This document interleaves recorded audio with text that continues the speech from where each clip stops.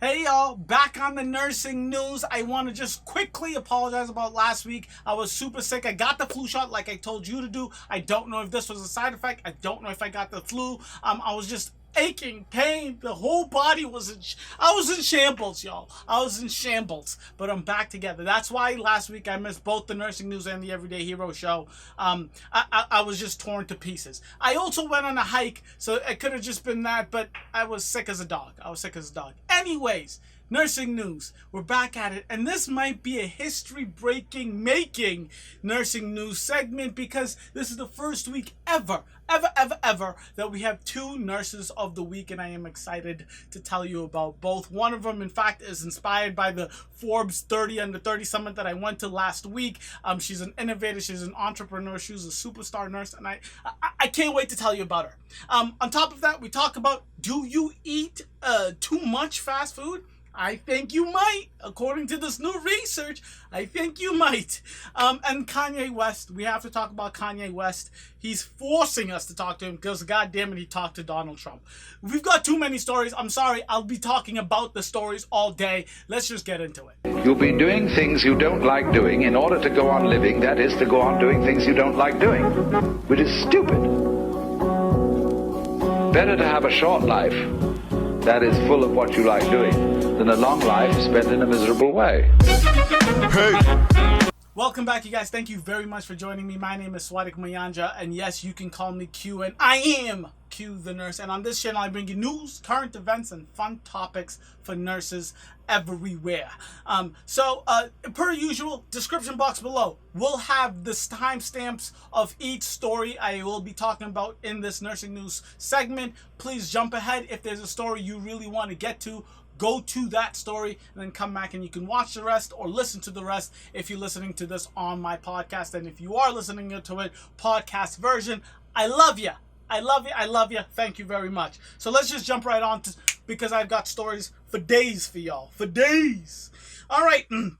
Starting with story number one, fast food. We all love ourselves some fast food, some McDonald's, some Wendy's, some Burger King, some Subway. We love ourselves some fast food, but the question is, are we eating too much fast food? According to the CDC, they just did a study, and the answer is, of course. I mean, this is America we're talking about here, ladies and gentlemen. Of course we're having too much fast food. According to the study that the CDC, the Center of Disease Control and Prevention, has done, they found that 37% of adults in the US of A has had some kind of has had fast food, a meal, a burger, something from a fast food chain in the last 24 hours. Isn't that mind-blowing? More than a third of Americans has had some fast food in the past 24 hours. I'm looking at y'all. I know who I'm talking to. I know you nurses.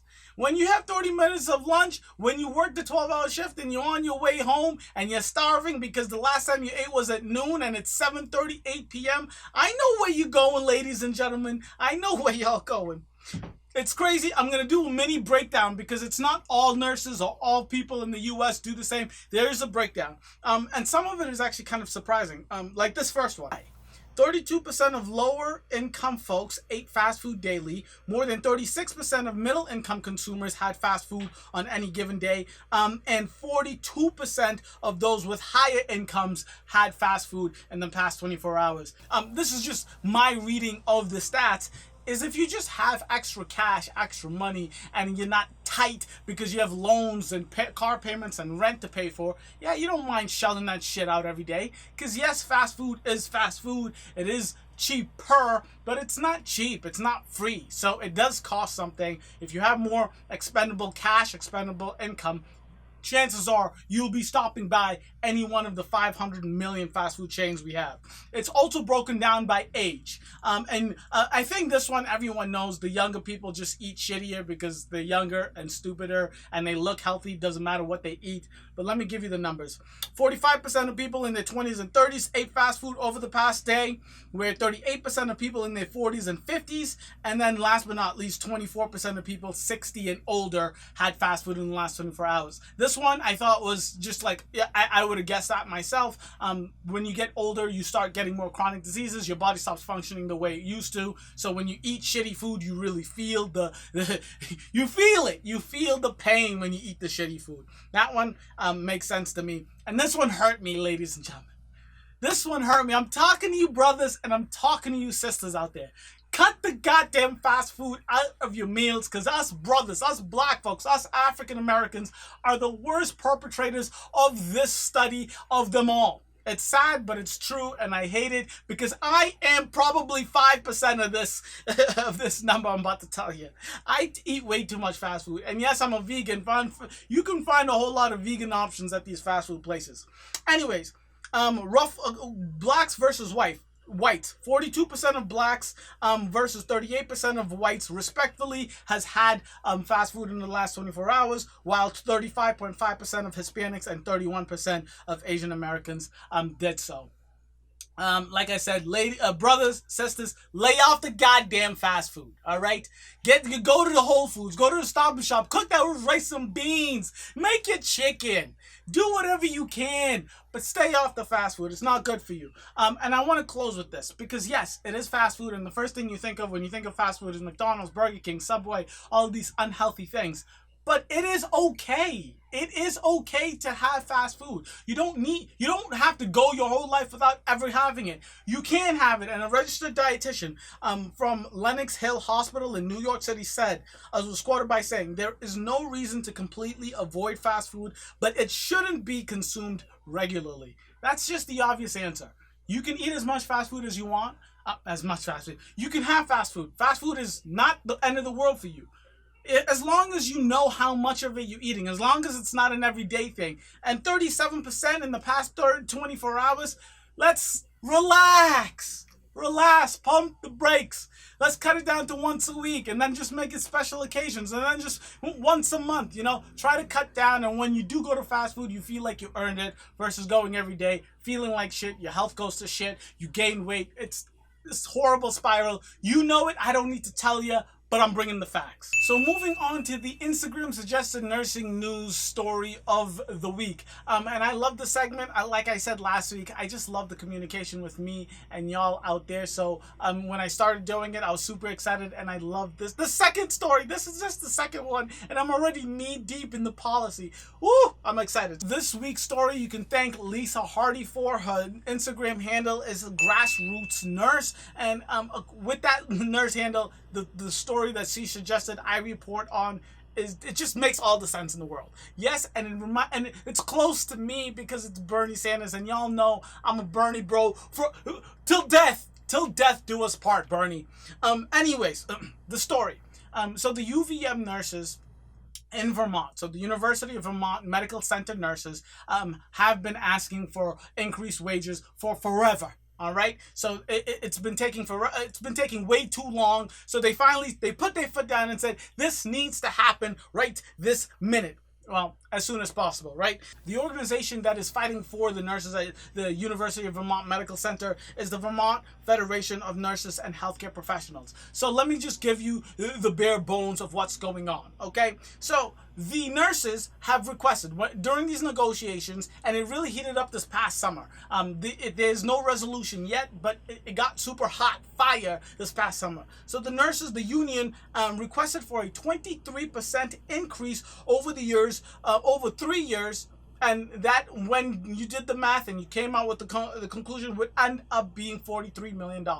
And I know that sounds like a lot. And yes, I know it doesn't sound like a lot. It is a lot of money, but that's for all of the nurses at the hospital. So, like I said, 23% was the original ask the nurses asked for in the beginning of these negotiations. And obviously the hospital said, no, we can't do that. That's absolutely crazy. So the proposal that the hospitals came back with included a total average base salary increase of 15% over a 3-year period, with substantial higher wages increase ranging up to 30% for nurses in certain roles. I tried to look deep. You know me, I love getting in the nitty gritty of these policy. So I wanted to know what exactly these certain roles meant, right? Because yes, 30% sounds amazing. They were asking for 23%. The hospitals threw out 30%. I was like, woot, woot. Now we're talking business, right? But no. Don't get it twisted. Don't get it twisted. They do put that 30% out there just to shush to the nurses. Those certain roles, when I tried to find out what that actually meant, vast majority of my conclusion where it came up to, because they don't really have an exact answer for what those certain roles are. At least I haven't found it, and if you did, please let me know.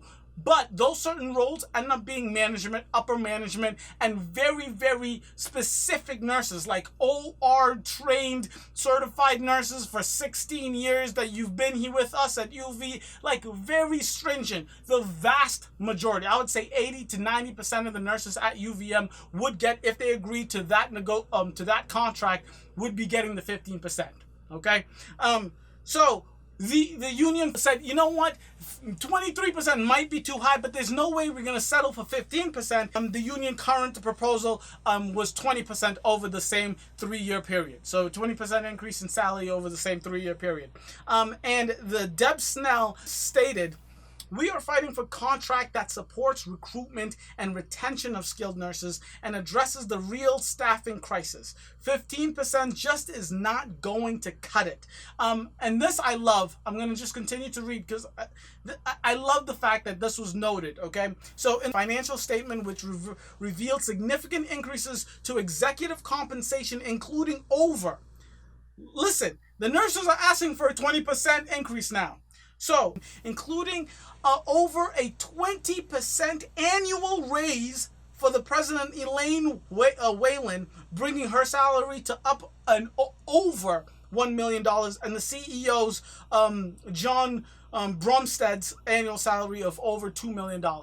Listen, you are the top of the top. You make all the big decisions. You decide where the hospital is going. Respect. I got you. You deserve it. You make those decisions. I don't want your responsibility. I don't want to be the CEO of the hospital. I'm a nurse and I love being a nurse. But there is no way in goddamn hell you can tell the nurses at the hospital, you do not deserve a 20% increase.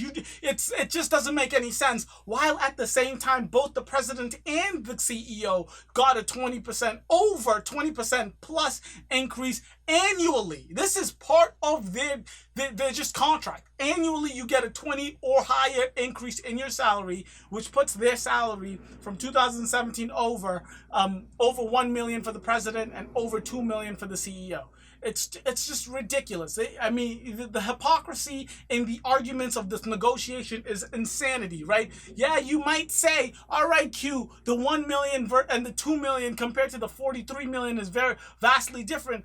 But who's doing the care? It's a hospital that they're taking care of, right? It's the hospital that they're the CEO and president of. Who is doing the hands-on care of these patients at the hospital? It is the patients. It is the nurses through and through. I think the story is absolutely insane. I want you to watch a mini clip of Bernie Sanders at one of the rallies here this past summer. Bernie Sanders standing up for nurses. Bernie Sanders standing up for my people. Bernie Sanders standing up for me. I love it. Just watch it. And he goes in, ladies and gentlemen. He goes in. We serve 1 million patients a year from upstate New York and Vermont. And we are always on the side of the public. We're here on your side, by your side, because we care. Without a strong, dedicated nursing workforce, no hospital can provide the quality care that patients deserve. Now, why is it so hard for the medical center to attract and retain nurses? Well, maybe it has something to do with the fact that, according to research done by the nurses, Vermont currently ranks 47th in the nation in terms of nurse wages adjusted for the cost of living. Like Bernie Sanders said, the nurses are just not getting paid enough. They're just not. I can just say it right here, loud and proud, cue the nurse, and I'm sure many of the nurses here in Massachusetts would stand with the nurses fighting for higher wages in Vermont, specifically the University of Vermont Medical Center. I'm hoping, I am praying.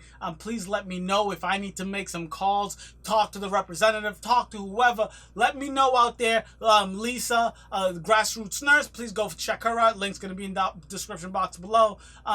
But let me know what I can do to help you guys get those increase in wages, right? The nurses over there, I want to fight for you, so one day you guys can fight for me, because we're in this together, y'all. We're in this together. Moving on to the next story, and yes, we're sticking with Bernie Sanders. The raise that Amazon has promised all of their employees is just fantastic. There are stories of these Amazon workers who work 40-hour weeks, 40+ hour weeks, non-stop, all day, every day, getting, it's Amazon, it's a tech company, 2018, cameras watching them, timing their breaks to the minute, timing how often they go to the bathroom. And at the end of those shifts, having to sleep in their cars, having to, wait in a line for a food stamp, having to pick up a third, fourth job just so they can pay for their children's livelihood. And then last week, this video, I'll show you right quick, of them announcing it, and all of the workers cheering. I watched this video like 5 times, and it brought tears to my eyes every single time. I'm not even going to look, because I love it. These are the little guys, right? And when you have someone that's made it, that someone's on the top, like Bernie, like the Young Turks, if you have those big people who have a voice, fight for the little guy, it makes my heart sing, right? Like, those are the kind of people we want to be, and those are the kind of people we want to pull up. I love it. Just watch the video. Watch the video if you haven't seen it. The fact that only refers, we are also establishing a new Amazon minimum wage of $15 an hour.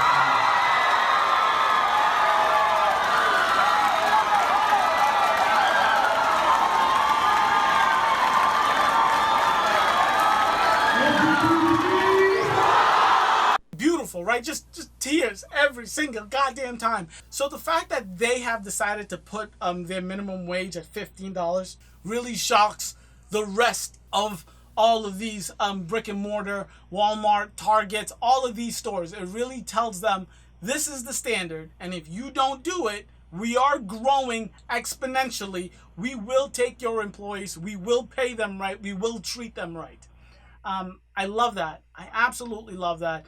So here's a clip from the interview that Cenk from the Young Turks had with Bernie Sanders after this announcement was made by Jeff Bezos, talking about not only what this means for Amazon workers today, but what this means for Americans moving forward. So now I want to go to the interview for a second here, because it's not just about Amazon.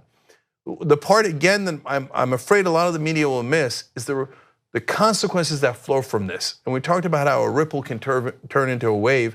And then I want to go to that Bezos quote and then listen to what Senator Sanders had to say.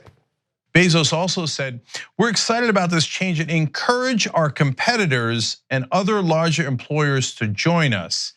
And I think that, I don't know that this was the intent, but although you just talked about it and it sounds like it partly was, once they have decided that they're going to up their wages, it not only is the right thing to do to encourage their competitors to do likewise, but it actually gives them a financial incentive to push other employers to raise their wages.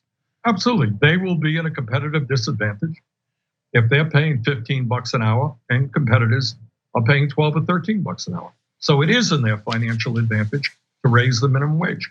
And as you know, last year we introduced legislation for $15 an hour. We got 30 co-sponsors in the Senate, and we look forward to working with Amazon to see that legislation or something similar to it is in fact passed. But bottom line is that Amazon has gone first, and we expect and will do our best to make sure that Walmart, Target, McDonald's, the airline industry follows. And Sam basically saying, you ain't seen nothing yet. We're just getting started.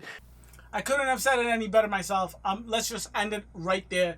Go Bernie, go the Young Turks. I love it.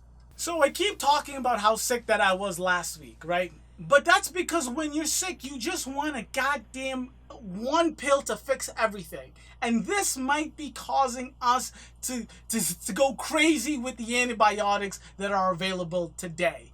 A study published by JAMA Network this past Monday found that patients rated themselves happiest with their doctor's visits when they got an antibiotic after seeking care for a respiratory tract infection, such as a common cold, whether they needed the drug or not. We all know when patients come into the ED, when patients do their, they call the primary care, I need to see you right now, I'm sick, my kid is sick, my mom is sick, whoever is sick. They go to the doctor's office, they go to the hospital, and they want to leave with something.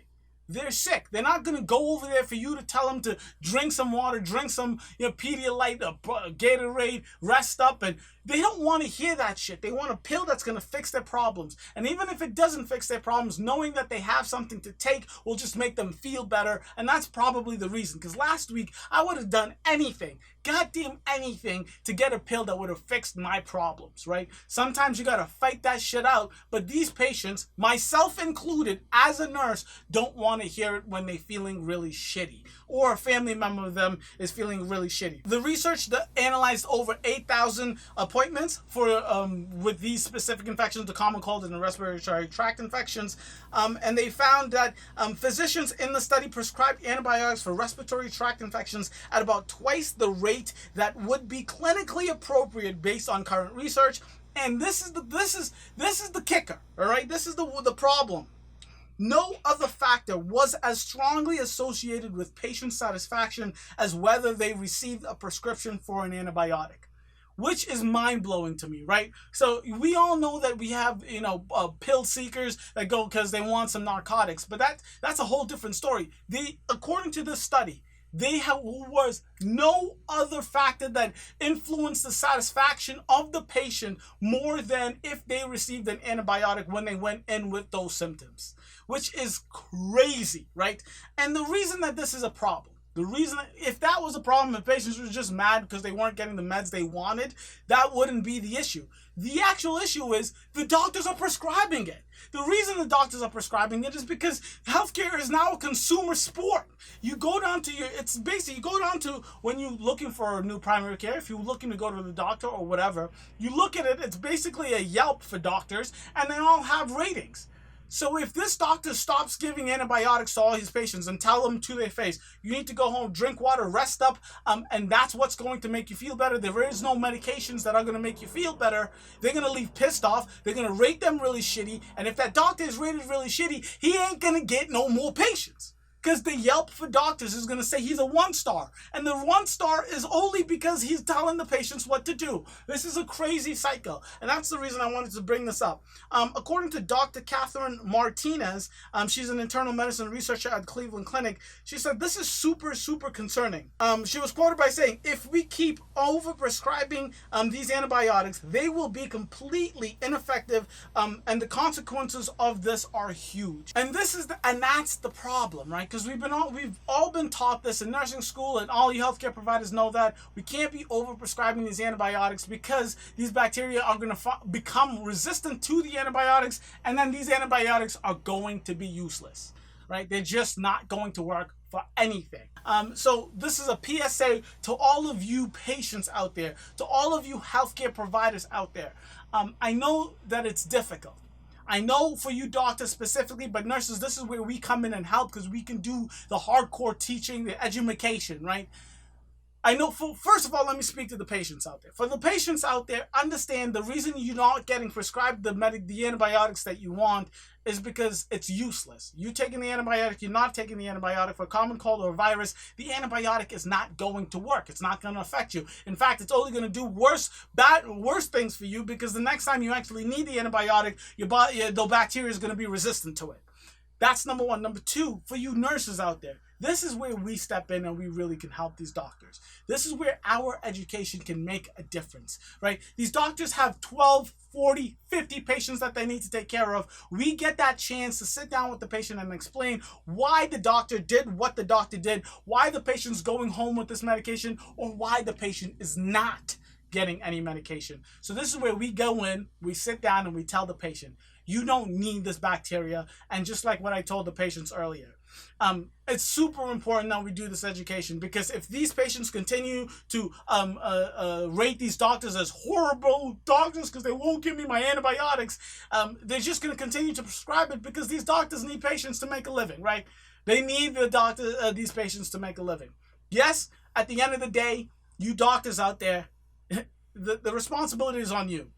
You can't be deciding on how you prescribe medication because of the satisfaction report from the patient. And I don't think the doctors I've dealt with, the doctors I've seen, I don't think that this is their first reason for doing it. Sometimes I think they just have a million patients, and if the patient's like, I need it, they're like, whatever, it's an antibiotic, it's not going to kill you, go.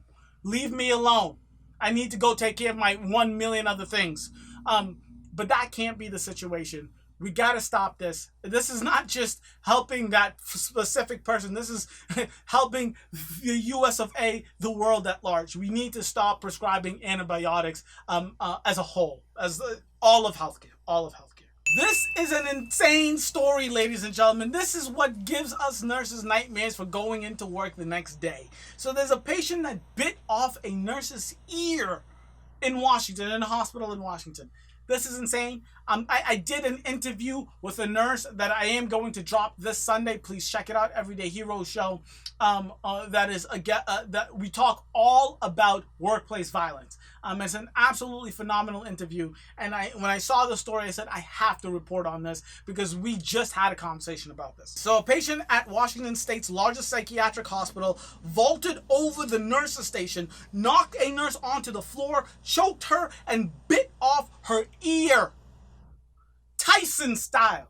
Mike Tyson style. Lady, oh God, you guys, I can't imagine this happening, right? As a nursing student, I always wanted to go into psych. I say I love psych patients, but this shit scares the living shit out of me. Last week, I did a story of a nurse in just a regular med surg floor where a patient went ape shit. I did stories in the past of nurses in the ED that get punched and get their boobs grabbed and asses spanked all day, every day. But this shit, I mean, like, I don't understand. You know, you go to a hospital, it's a psych patient, you know, that's a very different, obviously they have mental disorder, and that's something that we need to take care of. That's the underlying issue. But nurses, just for you out there, you guys are brave, you guys are superstars, because this shit, being a nurse, ain't safe.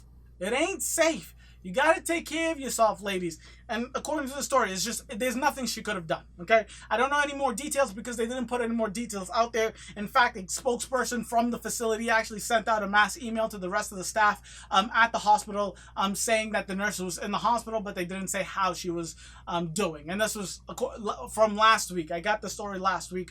Like I said, I was sick. I'm reporting today. This wasn't the first occasion at this hospital in Washington. The troubled 850-plus bed facility in Lakewood, Washington, recently lost its accreditation and federal funds from Center for Medicare and Medicaid Services due to repeated health and safety violations. That's insane. So there's an actual problem, right? That's an actual problem. Like, you have no idea how much nurses want the best for these patients, right? But this is the kind of shit that make healthcare providers at large, and I'm not just saying nurses, because it's not just nurses at the hospital, but healthcare workers at large take a step back and say, we need to do something about these patients. I can't be coming into work with my ear getting threatened physically of physical harm, being afraid to go to work. That can't be a functional place to work, right? It just can't be. And like I said, because it's a psychiatric hospital, it's hard. These are it's just super hard. And I can go on for years about what you should do, what you could have done. It depends on the patient. It is very individual. But please check out the interview that I'm going to drop this Sunday, because we go into the details. We really do go into very specifics, into specific situations just like this when you have patients with psych issues, when you have elderly patients with dementia, when you have patients that are inebriated. All of these things we talk about, and it's beautiful. So go check it out. I just wanted to put that out there. Nurses, you guys are superstars. If you've ever dealt with any violence or abuse at work, you guys are the toughest cookies out there, right? Nurses rock, ladies and gentlemen. Nurses, the things we do for you patients. The things we do for you patients. God damn it. We're almost there. I know, we're almost there. It's a long one, but I'm not technically doubling up, but I'm doing a couple more stories than usual because I wanted to make up from last week. And we're getting to my favorite portion of the week, the nurses of the week. And yes, you heard me, nurses of the week, not nurse of the week. We have 2 nurses of the week, and this first nurse of the week, Gillian Taylor. I chose her when I saw her story pop up. I was like, I have to talk about her, coming off of the heels from going to my Forbes on the 30 Summit, which another video which you guys should check out. Had an absolute blast there. It was fantastical. But I chose her because she's an innovator. She's an entrepreneur. And she's a nurse. So what did she do? Gillian Taylor came up with the idea for a patient transfer scale. Yes, it's a scale. It's a scale that you can weigh the patient on while you're transferring them over. And this is believed to be the first of its kind in the world. Nurses, you're awesome. Gillian, god damn it. Gold, lady. Gold. If you don't know, healthcare providers, you guys know, but for those who aren't healthcare providers, the only way you can weigh people that are immobile, and this is very paraplegic, just that can't stand up on their feet, had knee surgery, whatever the situation, if the patient is immobile, the only way you're able to do this weight is by doing a bed scale and or a Hoyer lift hoist scale. Some hospitals have that, some don't. Some facilities have it, some don't. And the reason the bed scales is a shitty way to go ahead and weigh people is because you have to be super to find, like it's just very finicky. Number one, it's hard, it's cumbersome, it's a whole process. Because you have to zero it, and if they're on the bed, you have to take them off the bed, then zero it, then put. It's a process, it's a problem. It makes things impossibly hard. With the hoist lift, not every health facility has it, and that also is a whole cumbersome thing. You need 2 nurses, it's just impossible to take care of, right? Gillian was quoted by saying, I realized that if a patient is weighed as they are transferred to a bed using a transfer board, they can be weighed quickly without wasting any time. I love that. It's pre-mass production because they just made enough for these 30 hospitals to use. They're going to give some feedback. They're going to do some finicky final touches to it. And then it'll go on sale mass. A ton of hospitals are already all about it. And it's a beautiful thing. I think it's a fantastic thing. And it's great because us nurses, we see all of these devices that non-nurses make for patient care. So when we see it in use, sometimes the idea makes sense, and yeah, it might go through the trials, but in the day-to-day function, they don't come out as well as expected. The function isn't as great as the idea; it just doesn't go. But when you have nurses see it from a different perspective, they're like, holy shit, we use these transfer boards in all of these emergent situations. It would be fantastic if we had a transfer board that had a scale on it. Imagine the EMTs came through the door and the transfer board that they use to put the patient on, or the transfer board you use when getting a patient from the ED, the ICU, whatever, could just weigh the patient, and you didn't have to worry about, oh, can you have them stand for a second? Are they able to stand? Can we get the Hoyer real quick? It's impossible. And then the cherry on top of all of this, right? Because we all know we want to be great nurses, but these are the kind of details that a lot of us forget. So research has shown that many patients admitted to a hospital do not have a weight recorded, with a significant proportion not weighed at all, right? So a lot of these patients will not be weighed, and they'll just be guesstimating, or the patient will tell you, I weigh 110 pounds, I weigh 300 pounds, right? And they'll just take that in. And a whole lot of patients just don't get weighed at all. But if it's on a transfer board used at 1,000,000 times a day, it just makes it super simple, super easy, and super efficient. Efficient. Gillian, you're a nurse of the week. Your entrepreneurship, your engineering skills, your nursing skills, your keen eye for these kind of things is fantabulous. I love it. You're awesome. Thank you. Coming back to mental illness, coming back to the psych disorders, we're going to end the nursing news segment with this, the second nurse of the week, and a mini story about Kanye West. Since we're talking about mental disorders, we'll end with Kanye West. Christina Crianti, you too are the nurse of the week. So, ladies and gentlemen, I do what I do because I want to shed some light. I want to speak as loudly and share it with the world, the struggles, the pains, and I want to speak to you nurses. I want to talk to you healthcare providers. I want the world to know what us nurses go through. That's why I do it, right? That's why I do it. But Christina Crianti started a blog, and it's called Breaking Free and Building a Life Worth Living. The point is, I make these videos to just shine a light, to talk about nursing issues and all that good stuff. Christina Crianti started her blog specifically about a specific issue, about a specific mental disorder, which, by the way, is one of those funky mental disorders that doesn't get any attention until it gets super, super, super bad, right? Because in the world that we live in today, where it's all about Instagram pics, the filters, this, looking all sex, the sex appeal is the number one, thing that you need. Anorexia nervosa is one of them mental disorders that you can grow into. That if you see all of this stuff and the world is screaming at you 24/7, you need to be skinny, you need to be skinny, you need to be skinny, you'll do anything to become skinny because everyone expects it from you, especially in 2018 with Instagram, Facebook, and the social media where you need to be, perfect all day, every day. It is, I love that she's doing this. She's not doing this for the spotlight. She's not doing this for the recognition. She's doing this for those people out there going through the same issue, for those people out there that have family members that are going through the same issue. So please, the link is going to be in the description box below. Christina, fucking just amazing amazing girl. Thank you. If you guys didn't know, I went to nursing school with Christina, and you can see by the picture over here.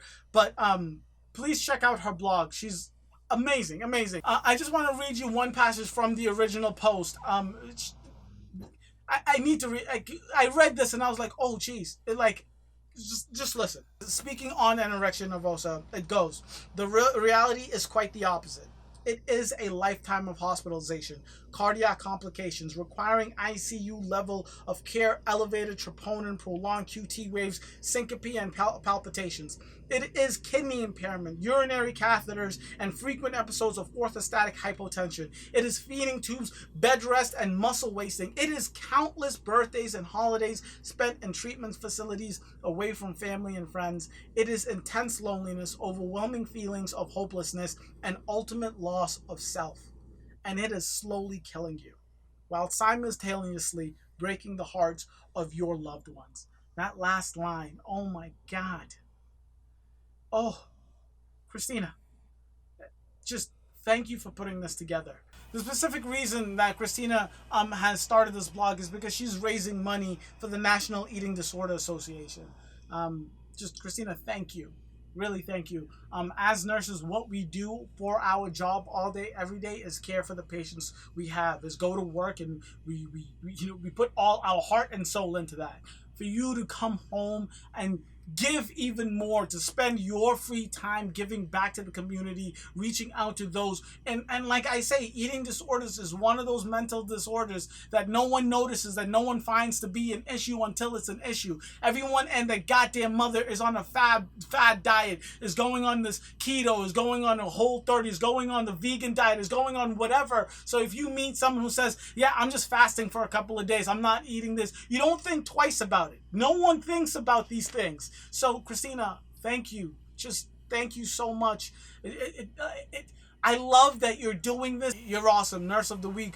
The segment Nurse of the Week were made for nurses just like you. I mean, the young girl that's going to read this blog post and that's going to actually reach out for help instead of going to the gym 100 times a day, instead of skipping every single meal. The young boy that's reading this that thinks he needs to be Zac Efron or freaking Dwayne The Rock Johnson and actually reaches out for help. You are helping thousands and you don't even know it yet. Christina, thank you. Love the post. Ladies and gentlemen, go down, click below, click on the link, go read the entire blog post. It is fantastic. She's an amazing writer. And then last but not least, donate to the National Eating Disorder Association, because that's why she's writing the post. That's why she started this. She started this so she can raise money for this specific association for this mental disorder. The last three stories I've talked about, last couple of stories had the mental disorders, the psychiatric, tinge to it. So I can't quit. I gotta keep going and keep fighting, keep getting into it. So, Kanye West, and this is gonna be super quick. Ladies and gentlemen, we all know Kanye West. I don't know if this is his fault, if this is our fault, but after reading the post from Christina Crianti about the eating disorders, it made me look at Kanye West in a very different light. It is too easy. It is too easy for us to look at Kanye West and say, he's insane, he's crazy, just keep making music. That makes us just as bad as those crazy right-wingers who tell these athletes, shut up and just play sports. Tell these entertainers, shut up and just sing. No, if we just put it in the box as Kanye's crazy because Kanye's crazy because Kanye's crazy and throws it away, there's no end to it. Obviously, the signs were insane. Like last year, I think it was the year before, he literally got the ambulance called on him to take him into a mental facility. He has actual mental disorder. He does have a mental disorder. But because he has such a huge microphone, he has such a huge stage, he's married to a goddamn Kardashian, we all pack it up and type it together and say he's crazy, he's insane, what can we do? Kanye West has a mental disorder. He says it himself in this interview that he had with Donald Trump. And this is as clear as day. Like, if you watch, I just didn't understand what the hell Kanye was talking about. One second he would be talking about the prison industrial complex, and I'd be like, yes, Kanye, yes, let's talk about Chirac. Let's talk about what we can do better for the city that you grew up in. I was like, yes. And then in that same sentence, he would jump to talking about Adidas and why him not working for Adidas makes it a multi-universe. It's like, he was not making any sense. Donald Trump, the insane maniac that Donald Trump is, couldn't keep up with Kanye West. So just check out this mini clip of him actually telling the world, I have mental disorders and I'm not going to take my medication. I have mental disorders. Like, it's hard to watch. It's hard to it's impossible to comprehend. Just try to keep up. Try your best to keep up. Get Hoover out, because in an alternate universe, I am him. And I have to go and get him free because he was doing positive inside of Chicago. So I love Hillary. I love everyone, right? But the campaign, I'm with her, just didn't make me feel as a guy that didn't get to see my dad all the time, like a guy that could play catch with his son. It was something about when I put this hat on, it made me feel like Superman. You made a Superman. That's my favorite superhero. You have to bring manufacturing onshore, not even shore, into the core. It's not about the borders, the core of Adidas. And Chicago is the core of Middle America. We have to make Middle America strong. So I had the balls, because I have enough balls to put on this hat. I mean, this Adidas thing made me a billionaire, and I could have lost $200 million walking away from that deal. There's a lot of things affecting our mental health that makes us do crazy things, that puts us back into that trap door called the 13th Amendment. I did say abolish with the hat on, because why would you keep something around that's a trap door? And I actually wasn't bipolar. I had sleep deprivation, which could cause dementia 10 to 20 years from now, where I wouldn't even remember my son's name. So all this power that I got, and I'm taking my son to the Sox game and all that, I wouldn't be able to remember his name from a misdiagnosis. He also, as a guy that looks up to you, looks up to Ralph Lauren, looks up to American industry guys, non-political, no bullshit, put the beep on it, however you want to do it, 5 seconds delay, and just goes in and gets it done. What can you do? What can you do? I'm telling you, man, Kanye West, you need help. Chances of you ever seeing this video is 1 in 3 trillion. But I am going to speak to the camera. So if anyone out there, if you're watching, tweet this to Kanye. If you are a close buddy of Kanye West, please give him a hug and let him know he needs the help. Like, how I don't, as a nurse, just watching that conversation, it is clear as day. He's not crazy. He's not insane. It's not that he's trying to be a dick and he wants to wear the MAGA hat just to wear the MAGA hat to piss people off. All that stuff might be very small parts of the issue. But something is off. Something is actually off with Kanye West. And as long as we just sit back and say, oh, I'll take it as long as he makes music, we become the horrible person. We become the assholes that say shut up and saying, I don't care what happens with you personally. All I want is the music that you produce. All I want is what you can give me. We become now those asshole, consumers. And like, I don't know what the deal is with all of the other superstars, but I do know in recent past, everyone has been pointing at Kanye and laughing. Everyone has been pointing at Kanye and saying, you're an asshole. Everyone has been pointing at Kanye. And even on the other side, even those super hardcore Kanye fans who would never, ever, ever, ever, ever, ever disrespect him or say something negative about him, they point at Kanye and say he's a genius because I can't understand him. No! That doesn't make him a genius. That makes him confused. That's him having an issue. There's an actual problem there. He's not a genius because you can't understand these insane rants that he goes on. It was just impossible for me to keep up with. So he's not a genius. And he's not a douchebag. I don't think he's a douchebag. Like I said, when he was talking about the prison industrial complex, I was like, yes, I feel like he actually cares. He really does care.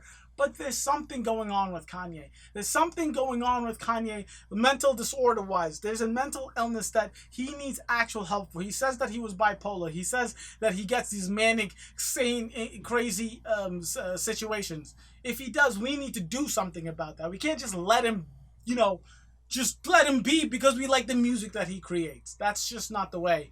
And I just wanted to put that out there in the world. Thank you guys so much for watching. I really do appreciate this. If you guys were informed or educated in any way, shape, or form by these stories, please hit that like button. If you liked my presentation of the news, I really suggest you subscribe and hit the notification bell so you know every time Q the Nurse drops some hot, fresh press news. Thank you. Catch you next week. Deuces.